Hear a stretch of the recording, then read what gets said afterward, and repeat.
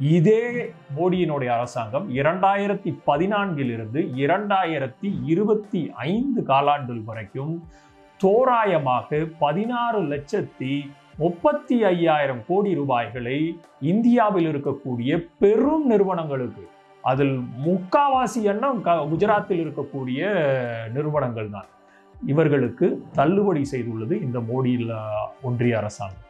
எவ்வளவு பெரிய ஒரு கேடுகட்ட தனம் இது அப்படிங்கிறதை ஒவ்வொரு மக்களும் சிந்தித்து பார்க்க வேண்டியது காலத்தினுடைய கட்டாயம் நினைக்கிறேன். ஏன்னா வெறும் இன்னல்களுக்கு உள்ளாயிருக்கக்கூடிய இயற்கை பேரிடர்ல துயரங்கள், வெறும் உடைமைகள் மட்டும் இல்லாமல் உயிர் பலிகளும் நிறைந்திருக்கக்கூடிய இந்த கால சூழ்நிலையில கூட நீங்க வெறும் 18 கோடி மட்டுமே தள்ளுபடி செய்யறதுக்கு உங்களுக்கு மனசு இல்லை.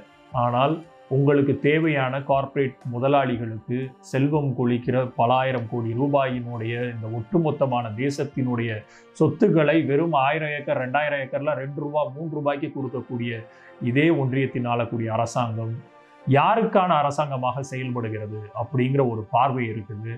எந்த ஒரு அரசாங்கமும் மக்களுக்கான நீதியையும் மக்களுக்கான சேவையும் செய்யாவிட்டால் அது அரசாங்கமே அல்ல அப்படிங்கிறது தான் மிகப்பெரிய உண்மை. அதை ஒட்டுமொத்தமாக கேரள மக்கள் எதற்கு இன்னும் பாஜகவை புறந்தள்ளி வைத்திருக்கிறார்கள், தமிழக மக்கள் ஏன் இதை புறந்தள்ளி வைத்திருக்கிறார்கள் அப்படிங்கிறதுக்கு பல்வேறு சூழ்நிலைகள், இதே மாதிரி எடுத்துக்காட்டுகளை நம்மால் சொல்ல முடியும்.